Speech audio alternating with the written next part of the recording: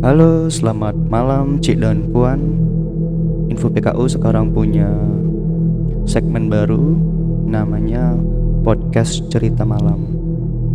Nanti kita bakal bacain cerita dari pengalaman Cik dan Puan sekalian. Nah, di episode pertama kali ini kita akan membacakan sebuah cerita dari seseorang yang tidak ingin disebut namanya, ya. Di sini judulnya Kejadian Mistis di Rumah Raja Wali. Berawal dari ketika kami mengontrak rumah di daerah Jalan Raja Wali Sakti, Pekanbaru. Rumah Raja Wali kami menyebutnya. Rumah tersebut bisa dibilang cukup besar dengan 3 kamar tidur, 2 kamar mandi, 1 ruang tamu, 1 ruang keluarga dan dapur. Bonus pinjaman AC selama kami mengontrak di sana. Sewa rumah Raja Wali ini hanya 1 juta rupiah per bulannya. Dan tanpa pikir panjang, deal, sambil menjabat tangan si pemilik rumah itu. Awal kami datangi rumah ini memang terlihat sudah tidak terawat lagi. Terlihat dari lantai yang kotor, seolah bercerita berapa lama rumah ini tidak dimasuki orang. Lantai yang kami pijak sekarang ini bukan lagi debu, tapi sudah tanah yang menutupi keramik putih. Ditambah lagi ada beberapa bangkai hewan yang sudah mengering. Plafon rumah di bagian ruang tamu terlihat jebol seukuran badan orang dewasa dan beberapa kaca jendela yang sudah pecah. Hari pertama setelah kami membersihkan rumah Raja Wali itu, siang hari ketika istriku sedang bersih-bersih di kamar tengah, dia bercerita bahwa ketika sedang menyapu, ada sepintas bayangan orang lewat di belakangnya. Namun, ketika dicek, tidak ada siapa-siapa di sana. Awalnya aku hanya berpikiran mungkin ini cuma halusinasi saja. Rumah itu memiliki kamar belakang yang jendelanya tembus ke arah garasi dan pagar rumah. Di hari kedua, ketika itu hari sudah malam, sekitar pukul 21.00. Aku baru pulang dari rumah orang tua menuju rumah Raja Wali yang kami sewa itu. Ketika aku sampai di depan pagar dan hendak membuka pagar, saat itu posisi motorku masih menyala dan lampunya mengarah ke jendela kamar belakang tadi. Entah mengapa saat itu mataku memandang jendela tersebut sambil membuka pagar yang bisa dibilang sangat sulit membukanya karena kuncinya yang macet.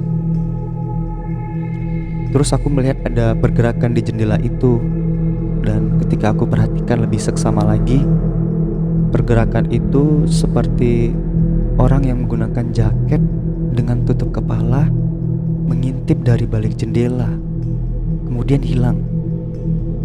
Aku terpana dan badan ini gak bisa bergerak. Sejenak aku tarik nafas dan tenangkan diri. Barulah aku masuk ke rumah untuk menemui istri dan anak kami yang masih balita. Saat itu aku belum menceritakan apa yang aku lihat tadi dengan istriku. Aku tahu dia itu cukup penakut. Jadi, untuk menghilangkan suasana seram di rumah itu, aku sengaja menghidupkan lampu kamar belakang tadi. Kondisinya saat ini kami sedang makan di ruang makan yang terletak di samping dapur. Dan setelah memastikan kondisi hati ini sudah mulai tenang, barulah aku mulai menceritakan apa yang kulihat tadi. Sayang, tadi pas aku buka pagar, aku lihat ada bayangan hitam mengintip dari balik jendela kamar itu sambil menuju ke arah kamar belakang. Kami terdiam sejenak sambil sama-sama melihat ke arah kamar itu, dan tiba-tiba tep, lampu kamar belakang yang kami lihat tadi mati. Hari ketiga kami tinggal di rumah itu, pagi-pagi istriku bercerita bahwa dia bermimpi bertemu dengan sosok yang kita kenal dengan sebutan Neng Kunti. Di mimpi itu, si Neng Kunti berdiri di ruang tengah rumah dengan nada membentak menyuruh kami membersihkan rumah ini jika ingin tinggal di sini. Waduh, mulai merinding. Mungkin ini peringatan untuk kami sebagai penghuni baru di rumah ini. Semenjak kejadian horor 3 hari berturut-turut itu, dengan niat tulus dan ikhlas kami perbaiki rumah itu.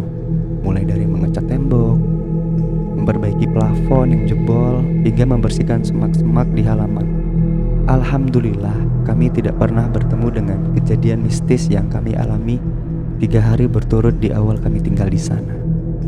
Di bulan ke-6, kami putuskan untuk pindah dari rumah itu karena kami telah membeli rumah di daerah Garuda Sakti. Malam terakhir kami tidur di rumah itu, istriku kembali bertemu dengan si Neng Kunti di dalam mimpi. Saat itu, si Neng Kunti hanya berdiri, diam di ruang tengah dan menghilang. Kami menganggap bahwa mimpi itu adalah ucapan selamat tinggal dari si Neng Kunti dengan kami. Nah, itu tadi cerita dari seseorang yang tidak ingin disebut namanya. Cukup serem ya Cik dan Puan. Bagi Cik dan Puan yang lain, kalau punya cerita yang ya bisa dibilang serem atau bisa dibilang di luar akal sehat, Cik dan Puan bisa kirim ceritanya ke alamat email kami di redaksi@infopku.com, atau bisa tulis ceritanya kirim ke DM di Instagram. Oke. Podcast Cerita Malam pamit.